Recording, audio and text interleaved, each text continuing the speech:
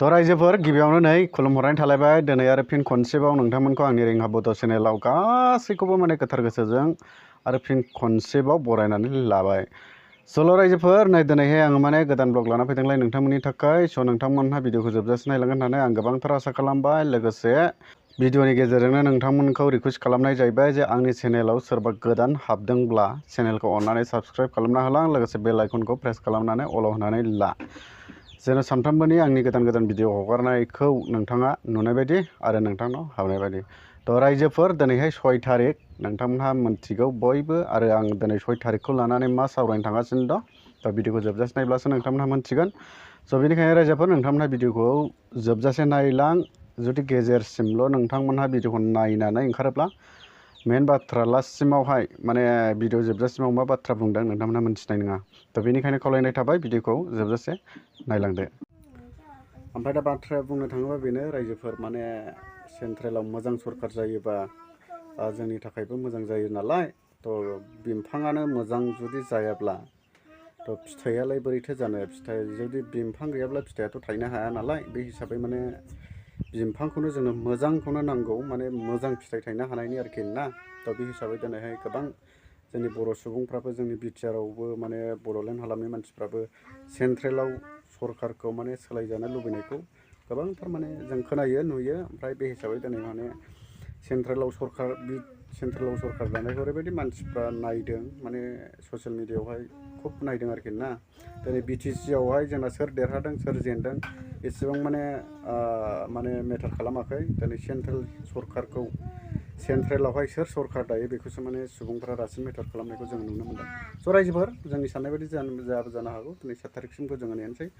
7 थारिखआव सोर मिनिस्टार जायो सोर मा जायो अब्लासो जोङो मिथिसिगोन। एक्सुवेलि नोंगौ रायजोफोर, दिनैहाय माने थारैनो बयबो जे जोंनि सेन्ट्रेलाव सरकारा सोर दागोन, सेन्ट्रेलाव माने सोरजों सोर सरकारा एलायन्स जानानै गोदान सरकार दागोन, नोंथांमोनहा बेखौ बयबो नायदों ससियेल मिडियाआव। आरो गोबांथार माने ससियेल मिडियाआवहाय दान्थे बिदान्थे जालायगासिनो दं जे राहुल गान्धीया एनडिएजों दागोन, बिजेपिया एनडिएखौ लानानै दागोन, हेन थेन नानाबाना माने ससियेल मिडिया गावसिनि जे भिउसखौ माने बारायनो थाखायहाय बे बुस्थुखौ बानायगासिनो दं।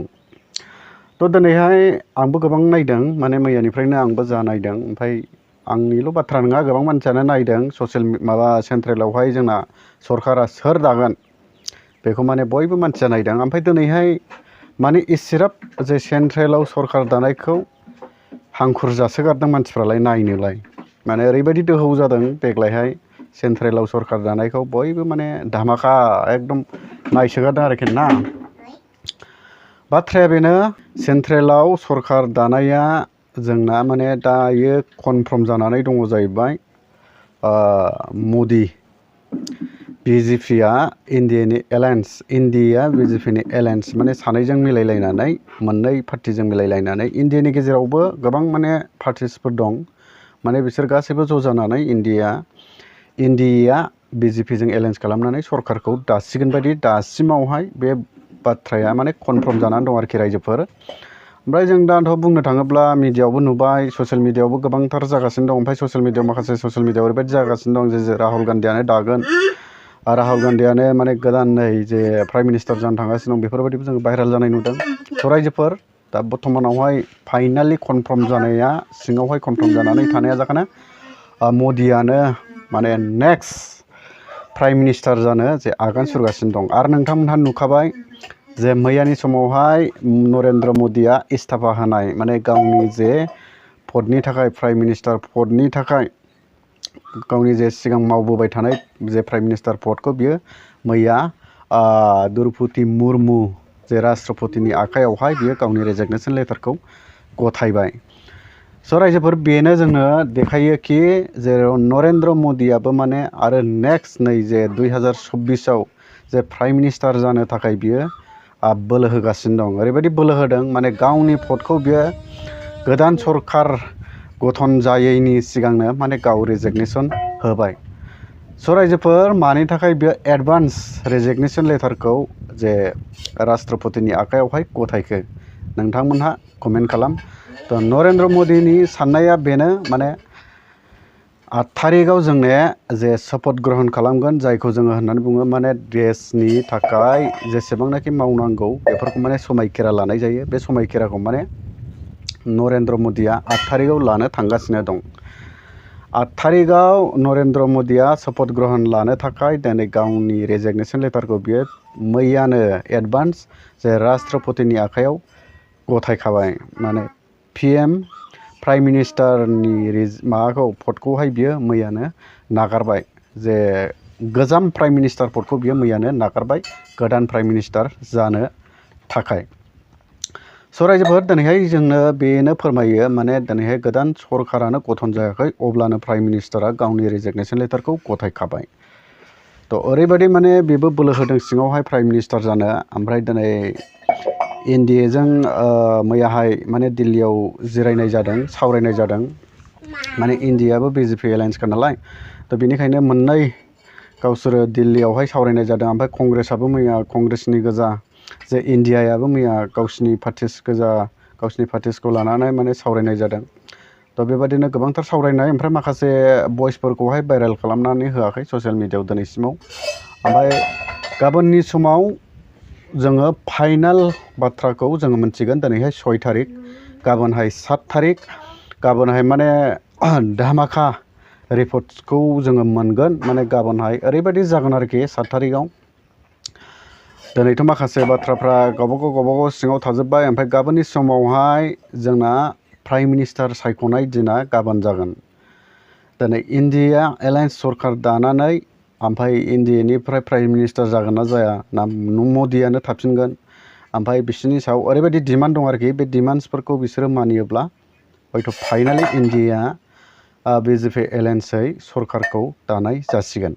थ' रायजोफोर गाबोन नोंथांमोनहा नुगोन माने गाबोननि समावहाय गाबोन 7 थारिखआवहाय बिसोरो सोरखौ माने प्राइम मिनिस्टार दोनगोन सोरखौ मन्थ्रि दोनगोन सोरखौ माने हम मिनिस्टार दोनगोन सोरखौ रेलवेनि माबा गाहाय मन्थ्रि दोनगोन बेफोरबायदि बिबानखौ माने बिसोरो गाबोनहाय सायख'लायगोन सोर थागोन सोर थाया सोरखौ दोनगोन सोरखौ दोना।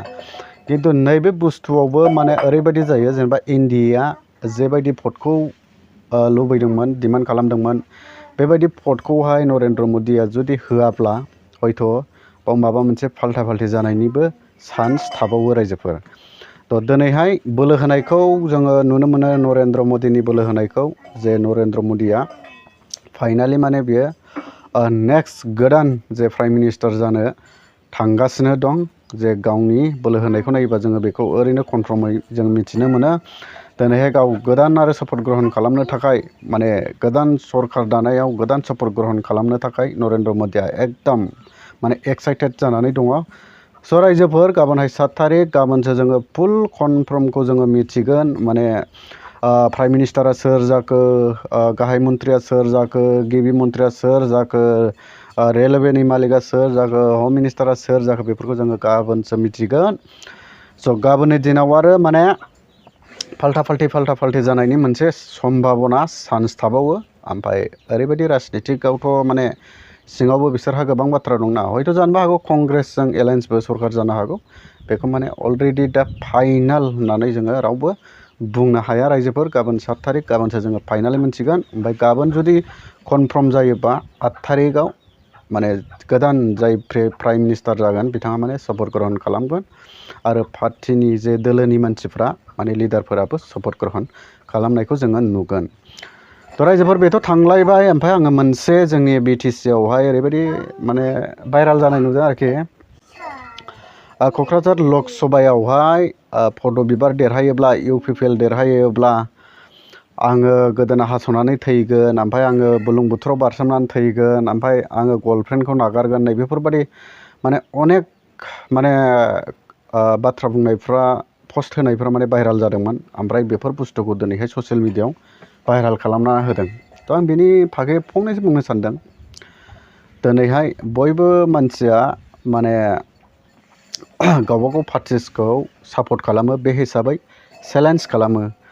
दिनै बे बाथ्राखौ भाइराल खालामनाया ओमफ्राय दिनै बुंनो थाङोब्ला जोंना एकट जानानै दिनै 5 बोसोर रानिं 5 बोसोर रानिंआव प्रमद सारमोनहा बेसेबां माने गिदिर जे बाथ्राफोरखौ बुंबोबाय आंनिब्ला आरोखि बेसेबां माने गिदिर गिदिर बाथ्राफोरखौ बुंबोबाय दिनैहाय बाथ्रा बुंनाया जों ओरैनो बुङाखै माने बाथ्रा बुंनायफ्रा प्रुफ दङ बे बाथ्राफोरखौ मानो एक्सन लायाखै बै बाथ्रा बुंनायफोराव जे इसिराब जे बड'लेण्डआव दिनैसिमावहाय माखासे दफाफोरा मावफुंजायाखै बे बाथ्राफोरावहाय दिनैहाय एक्सन लानायखौ जोङो नुनो मोनाखै नाथाय दिनैहाय सानै साथाम मानसिया जे गावनि पार्टिसफोरखौ मोजां मोननानै बा पार्टिखौ देरहाहोनो लुबैनानै जेबायदि लिरनानै पस्ट खालामदोंमोन ओमफ्राय नैबेबायदि बाथ्राफोरखौ माने सोरबा सोरबा मानसिफोरखौ रिएक्सन जानाय नुदों ओमफ्राय बाथ्रा बुंदेरनाय नुदों आरोखि ना ओमफ्राय नंखाय जुदि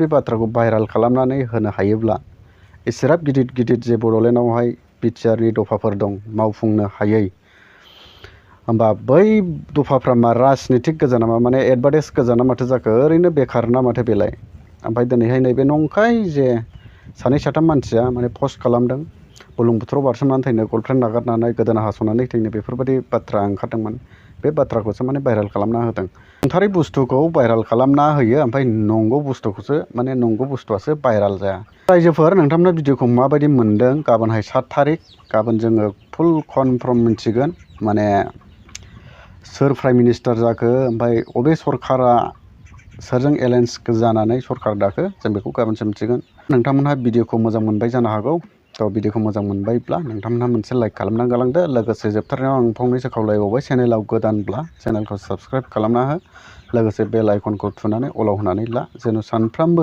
आंनि भिडिअ हगारनाया नोंथांनाव आपडेट जानाय बायदि